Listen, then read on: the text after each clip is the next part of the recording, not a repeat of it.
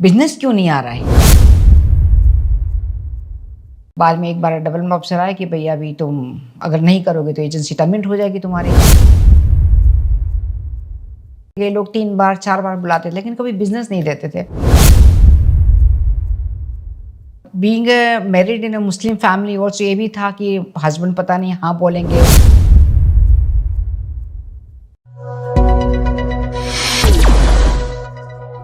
दोस्तों, सक्सेस का महामंत्रा में आज हमारे साथ में जुड़ी है मिसेस नीवा यूसुफ, जो कि एक बहुत ही कामयाब इंश्योरेंस एडवाइजर है।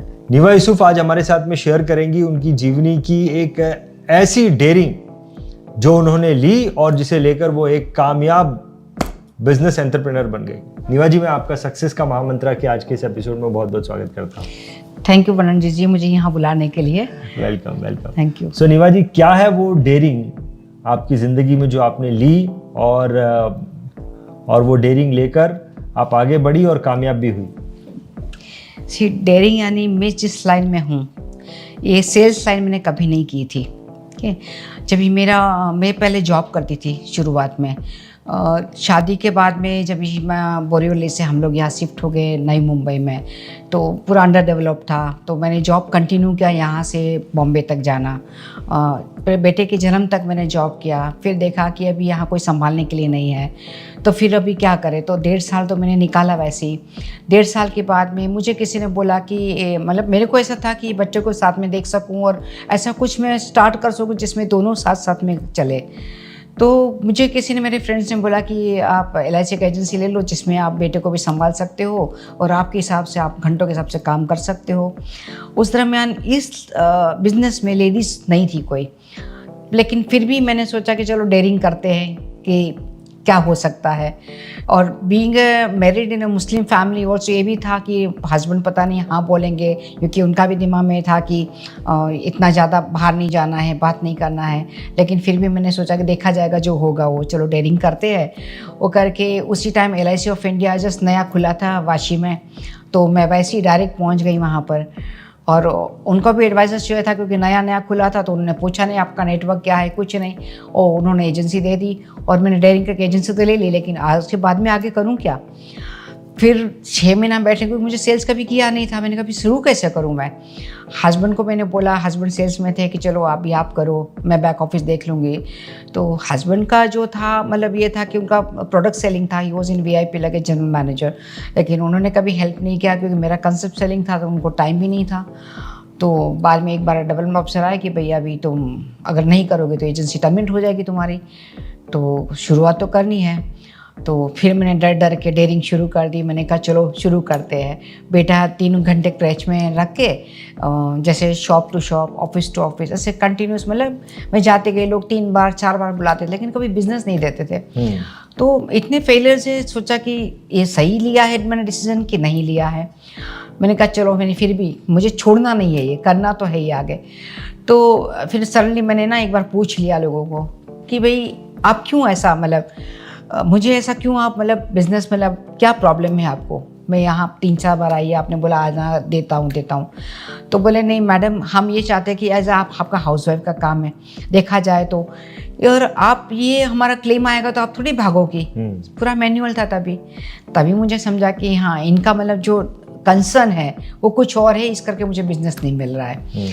मैंने स्ट्रैटेजी अपनी चेंज कर दी। मैंने क्या किया कि ठीक है चलो, मैं आपको सिर्फ हेल्प करूँगी, आप ठीक है बिजनेस मत दो, आपकी जो भी समस्या मुझे बताएगा, क्लेम्स का रिलेटेड जो भी है, तो उनकी लैप्स पॉलिसी चालू करना, प्रीमियम पेमेंट करना, मैच्योरिटी क्लेम्स देना, मैं भाग दौड़ करके सब उनको ला कर देती थी।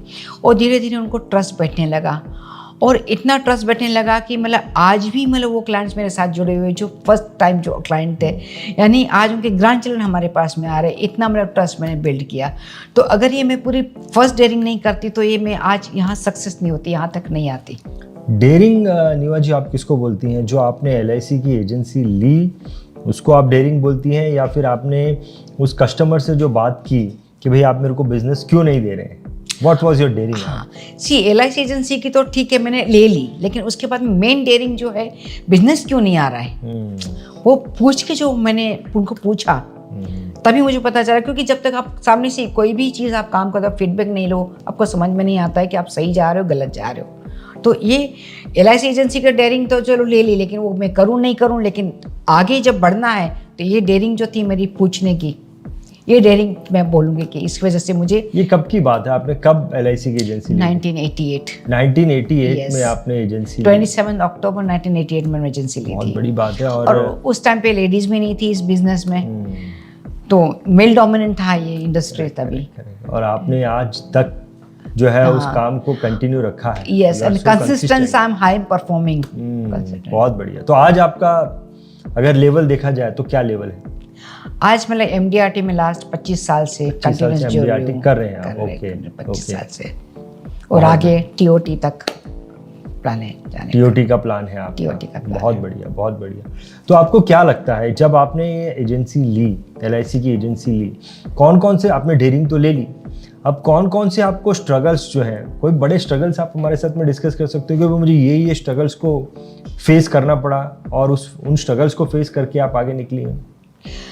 स्ट्रगल्स अभी आप देखा जाए तो पहला तो ये जो जितने क्लाइंट्स थे, मतलब फेलर्स, ये तो एक स्ट्रगल ही हुई पहले कि लोगों को मिल के ना ना ना ना सुनना, 10 ना सुनना, तो ये तो पहला स्ट्रगल था मेरा।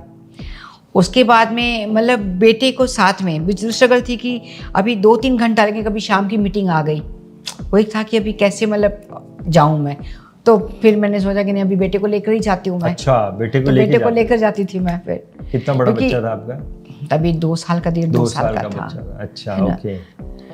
और फिर नई नई ट्रेनिंग्स लेना, क्योंकि बच्चे को छोड़ के करना तो कभी भी साथ साथ में जाके स्ट्रगल बच्चे को मतलब स्कूल में, बाद में धीरे धीरे स्कूल में जाना, उसके साथ में चलाना, खाना बना के देना, हस्बैंड को भेजना, मतलब एक साथ में जो एक में पार कर देंगे कि चलो ये टाइम मेरे को सूट नहीं हो रहा है, थोड़ा जल्दी उठ के फिर वो टाइम मैनेज करें, तो टाइम मैनेजमेंट करना। नहीं लाइफ में बहुत सारी ऐसी स्ट्रगल्स आती है, लेकिन हम पार करते जाते हैं।